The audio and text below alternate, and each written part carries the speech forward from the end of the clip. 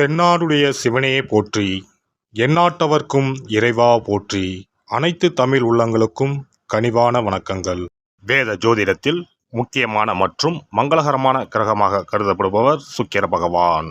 அன்பு, அழகு, செல்வம், ஆடம்பரம் மற்றும் வாழ்க்கை வசதிகளை தீர்மானிக்கும் கிரகமாக விளங்குகிறார் சுக்கிர பகவான். சுக்கிர பகவான் பொதுவாக சுமார் 25 நாட்களுக்கு ஒருமுறை தனது ராசியை மாற்றுவார். அந்த வகையில் வரும் மார்ச் மாதம் 26ஆம் தேதி வியாழக்கிழமை அன்று அதிகாலை 5:30 மணிக்கு மீனராசியில் இருந்து வெளியேறி மேசராசிக்கு பயிற்சியாக உள்ளார்.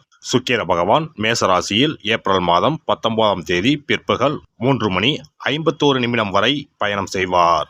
இந்த சுக்கிர பயிற்சியானது மிகவும் சிறப்பு வாய்ந்தது. ஏனெனில் இது விசுவாசு ஆண்டின் இறுதி சுக்கிர பயிற்சியாகும். அதே போல இது பாலபவம் வருடத்தின் வரக்கூடிய முதல் சுக்கிர பயிற்சியாகும்.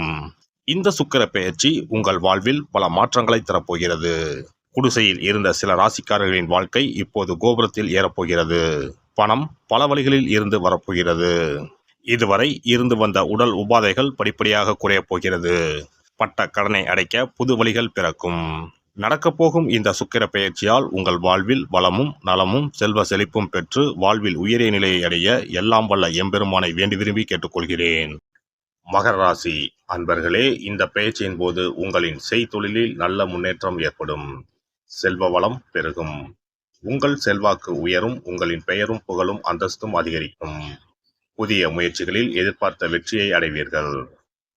வழக்கு விஷயங்களில் வெற்றி உண்டாகும். பிள்ளைகள் வழியில் ஏற்பட்ட கவலைகள் நீங்கும்.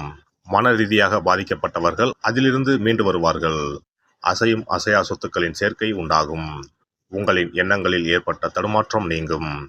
மனக்குழப்பம் நீங்கி தெளிவுடன் காணப்படுவீர்கள். உங்களின் தேகத்தில் புதிய பொலிவு உண்டாகும். உங்களின் நகைச்சுவை உணர்வு அதிகரிக்கும். விலகிச் சென்றிருந்த உறவினர்கள் மீண்டும் வந்து இணைவார்கள். வருமானம் இரட்டிப்பாகும். பழைய கடன்களை வட்டியும் முதலுமாக திருப்பிச் செலுத்துவீர்கள். குலதெய்வ வழிபாட்டை மேற்கொள்வீர்கள். பூர்வீக சொத்துக்களில் பாகப்பிரிவினை உண்டாகி உங்களுக்கு உரிய பங்கு கிடைத்துவிடும். அதோடு கொடுத்த வாக்குறுதியை எப்பாடுபட்டாவது காப்பாற்றி புகழடையும் காலகட்டம் இதுவாகும். இந்த காலகட்டத்தில் நண்பர்களுடன் இணக்கமாக செயல்படுவீர்கள். வெளியில் கொடுத்திருந்த பணம் திரும்பவும் கைவந்து சேரும். உங்களை பற்றிய தவறான அபிப்பிராயங்களை நண்பர்கள் மறந்து விடுவார்கள். அதே நேரம் சில அனாவசிய செலவுகளையும் செய்ய நேரலாம். குடும்பத்தில் சில பிரச்சனைகள் ஏற்பட்டாலும் அவற்றை பெரியோர்களின் ஆலோசனைகளை கேட்டு தீர்த்து கொள்ளவும். உங்களுக்கு என்று தனி பாணியை அமைத்து கொண்டு செயல்படுவீர்கள். திட்டமிட்ட காரியங்களில் சில தடுமாற்றங்கள் ஏற்பட்டாலும் நஷ்டங்கள் ஏற்படாமல் தப்பித்துக் கொள்வீர்கள். குடும்பத்தில் நிம்மதி நிலவும். உற்றார் உறவினர்கள் உங்களுக்கு ஆதரவாக இருப்பார்கள். உடல் ஆரோக்கியம் சீராக இருந்தாலும் அவ்வப்போது உஷ்ணம் சம்பந்தமான உபாதைகளுக்கு ஆளாவீர்கள். எனவே கவனம் தேவை.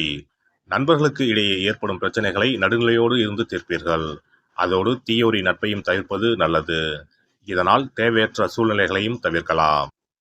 இந்த காலகட்டத்தில் எவருக்கும் வாக்கு கொடுக்க வேண்டாம். உங்களின் பெயரில் பணம் வாங்கி தரவும் வேண்டாம். உத்தியோகஸ்தர்களுக்கு அலுவலக பணிகள் அனைத்தும் வெற்றிகரமாக முடியும். எதிர்வரும் இடையூறுகளை சாதுரியத்துடன் சமாளிப்பீர்கள். உங்களிடம் மேலதிகாரிகள் நட்புடன் நடந்து கொள்வார்கள். உங்களுக்கு சிறு தொல்லைகள் கொடுத்து வந்த சக ஊழியர்கள் அடங்கி விடுவார்கள். பண வரவிற்கு எந்த குறைவும் இருக்காது. வியாபாரிகளுக்கு கொடுக்கல் வாங்கல் விஷயங்கள் சீராக இருந்தாலும் கூடுதல் அக்கறையோடு வியாபாரம் செய்யவும். சில நேரங்களில் கடும் போட்டிகளை சந்திக்க நேரிடும். இதனால் மறைமுக எதிர்ப்புகளையும் சமாளிக்க வேண்டி வரும். எதிலும் விழிப்புடன் இருப்பது நல்லது. நன்கு ஆலோசித்த பிறகே புதிய முதலீடுகளை செய்யவும். கால்நடைகளால் நன்மைகள் உண்டாகும். புதிய குத்தகைகளை நாடிச் செல்ல வேண்டாம். நெல் விளைச்சல் சாதகமாக இருக்கும். அரசியல்வாதிகள் தொண்டர்களின் ஆதரவுடன் செயற்கரிய செயல்களை செய்வீர்கள். பெண்மணிகளுக்கு கணவரிடம் அன்பு பாசம் அதிகரிக்கும். உறவினர்கள் உங்களை அனுசரித்து நடந்து கொள்வார்கள். புதிய ஆடை அணிகலன்களை வாங்கி மகிழ்வீர்கள்.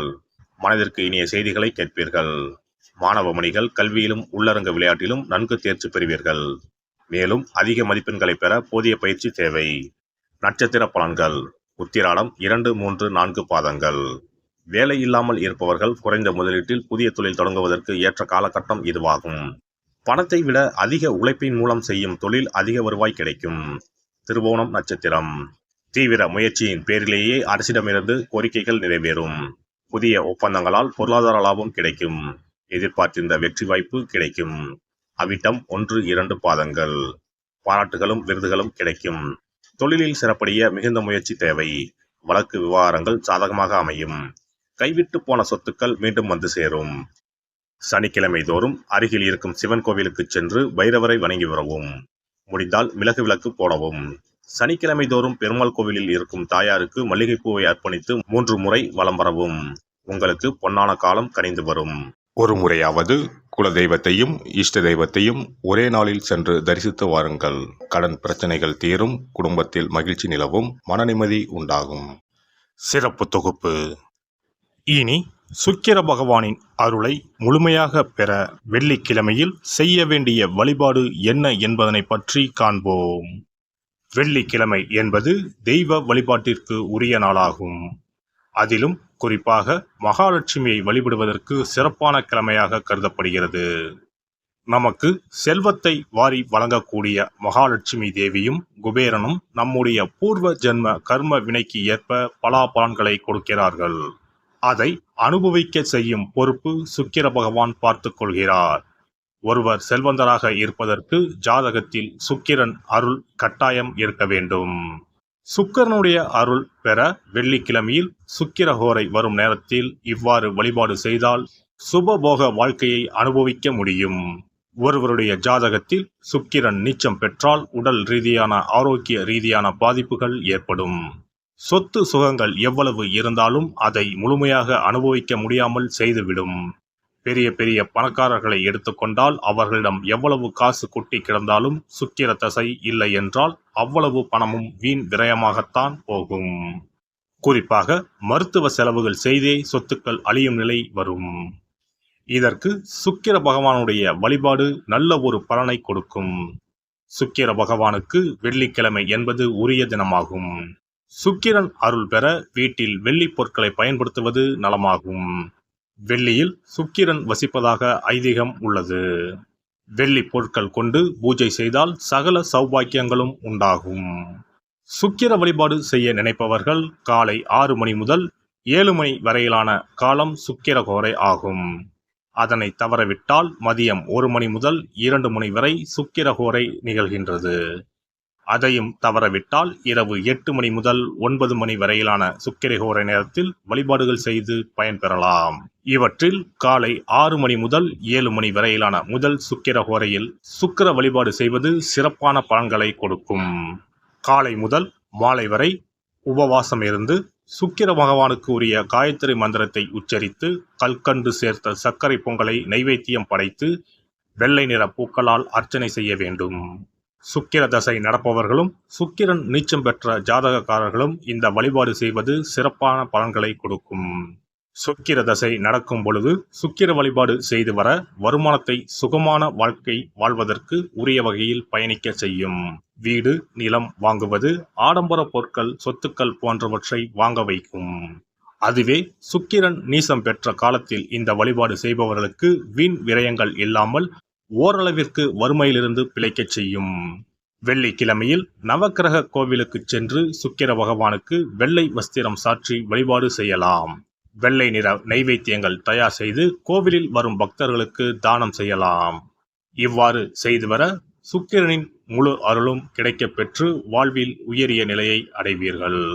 எல்லாம் வல்ல இறையருளால் நீங்களும் உங்கள் அன்பு குடும்பமும் உடல் நலம், நீலாயுள், நிறை செல்வம், உயர் புகழ், மெய்ஞானம் ஓங்கி வாழ்க வளமுடன். இந்த வீடியோ பதிவு உங்களுக்கு பிடித்திருந்தால் லைக் பண்ணுங்க, கமெண்ட் பண்ணுங்க, ஷேர் பண்ணுங்க, மறக்காம சப்ஸ்கிரைப் பண்ணுங்க, பக்கத்துல இருக்கிற பெல் பட்டனை கிளிக் பண்ணுங்க. நன்றி, வணக்கம். ஓம் நமச்சிவாய, சிவாய நம.